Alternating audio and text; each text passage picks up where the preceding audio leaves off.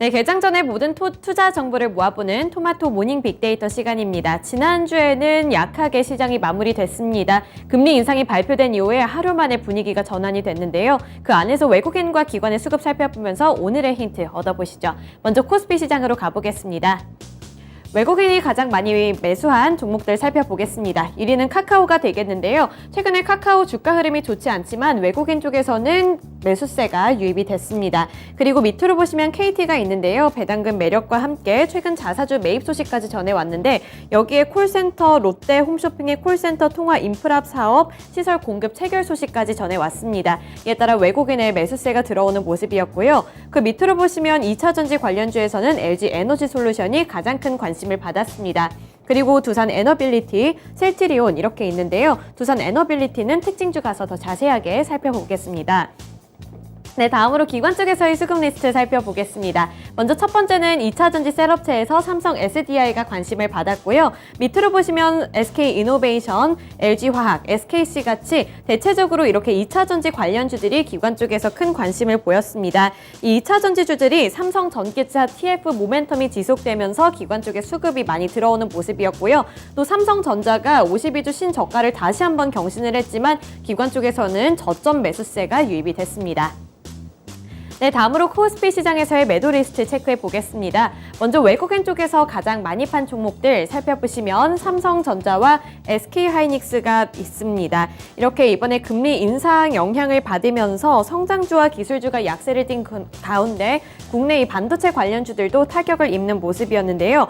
미국에서 빅테크 기업들의 주가도 줄줄이 하락을 했고 필라델피아 반도체 지수도 6% 넘게 급락한 것에 영향을 받았습니다. 이에 따라 삼성전자는 장중에 5만 전자까지 내려가는 모습이 연출됐고요. 또 외국인은 삼성 SDI, LG화학 같은 2차전지 셋업체도 많이 파는 모습이 나타났습니다. 마지막으로 삼성전자 우선주가 있습니다. 네, 다음으로 기관 쪽에서의 매도 리스트 보겠습니다. LG 에너지 솔루션은 외국인과 다르게 기관이 가장 많이 판 종목이 되겠고요. 또 최근에 테슬라팔 훈풍을 받았던 삼성전기도 외국인 쪽에서는 차익 실현 움직임에 나섰습니다. 밑으로 보시면 LG전자, 기아, 그리고 현대제철이 있습니다. 코스피 시장에서의 특징주 살펴보시죠. 두산 에너빌리티가 되겠습니다. 원전 활용도 증가 가능성이 부각받으면서 두산 에너빌리티가 관심을 받았는데요. 이 금요일장에서는 소폭 하락한 채로 마감을 했습니다. 하지만 시간 외 거래에서는 소폭으로 상승 마감했는데요. 윤석열 정부가 온실가스 감축을 위해서 원자력 발전을 적극적으로 활용한다는 소식이 전해지면서 관심을 받았습니다.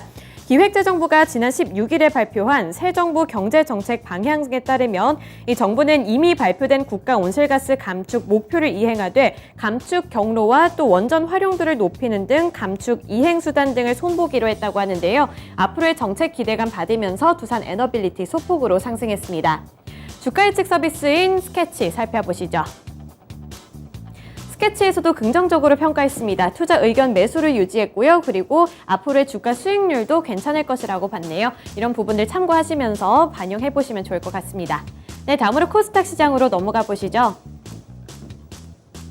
먼저 매수 리스트입니다. 1위는 셀트리온 헬스케어가 되겠는데요. 외국인이 14일부터 4거래일로 연속으로 매수하는 종목이 되겠습니다. 그리고 개인주들 최근에 투자 심리가 많이 약화된 가운데 외국인이 펄어비스를 많이 사들였고요. 또 ABL 바이오 같은 이런 제약바이오 쪽으로도 수급이 유입이 됐습니다. 밑으로 보시면 심텍과 아프리카 TV가 있습니다. 네, 기관은 셀트리온 헬스케어 외국인과 마찬가지로 가장 많이 매수한 종목이 되겠고요. 그리고 밑으로 보시면 네오위즈 있는데요. 특징주 가서 더 자세하게 살펴보도록 하겠습니다. 그리고 엔터주에서 SM이 기관의 관심을 많이 받았고요. 또 2차전지 소재와 또 부품 관련해서 LNF와 첨보가 있습니다. 역시 코스피 시장에서야 마찬가지로 2차전지주들이 관심을 많이 받는 모습이었습니다. 네, 다음으로 코스닥 시장에서의 매도 리스트 체크해 보시죠. 외국인 리스트 살펴보시면 에코프로비엠 가장 많이 팔았습니다. 그리고 밑으로 보시면 SM이 있는데요. 7거래일 연속 매도세를 나타내면서 6만 원대로 밀려나기도 했습니다. 그리고 밑으로 보시면 동진세미캠, DNF, 나노신소재가 있는데요. 외국인이 많이 매도한 종목들이 되겠습니다. 그리고 기관 쪽에서의 수급 살펴보시면 최근에 범한 퓨얼셀 상장한 이후에 수소 관련주로 부각을 받았는데요. 개인 쪽에서 가장 많이 매수한 종목이 되겠지만 기관은 가장 많이 매도한 종목이 되겠습니다. 그리고 카카오게임즈 투자 심리가 약화되면서 기관 쪽에 매도 물량이 출회가 됐고요. 밑으로 보시면 심텍, 에코프로비엠, 스튜디오 드래곤이 있는데 에코프로비엠은 외국인과 기관이 동반 매도한 2차전지 관련주가 되겠습니다.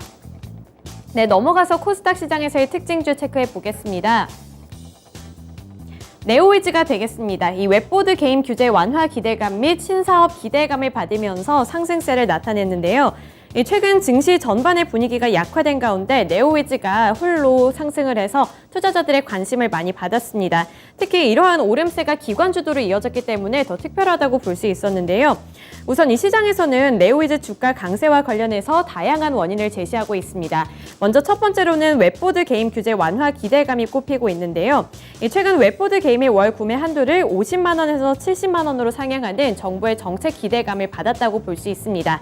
그리고 두 번째로는 블록체인 게임을 포함한 다수의 신작 기대감이 있고요. 또 마지막으로 게임 중심 블록체인 프로젝트인 오아시스에 합류했다는 소식까지 모멘텀으로 작용하면서 네오위즈가 시장에서 부각을 받았고 주가도 5% 넘게 상승했습니다. 네, 오늘 주요 일정까지 체크해 보겠습니다. 우선 오늘은 미국 증시가 휴장하는 날입니다. 그리고 두 번째로 중국 인민은행에서 오늘 대출 우대 금리를 결정하는 날이라고 하는데요. 일각에서는 이 중국 증시를 더 눈여겨봐야 한다는 평가도 있습니다. 이 인민은행에서 대출 우대 금리 어떻게 결정하는지 눈여겨보시면 좋을 것 같고요. 또 오늘 카카오게임즈의 신작인 우마무스메가 출시되는 날입니다. 카카오게임즈 주가 향방 잘 살펴보시면서 오늘도 성공 투자하시기를 기원하겠습니다. 지금까지 토마토 모닝 빅데이터 시간이었습니다.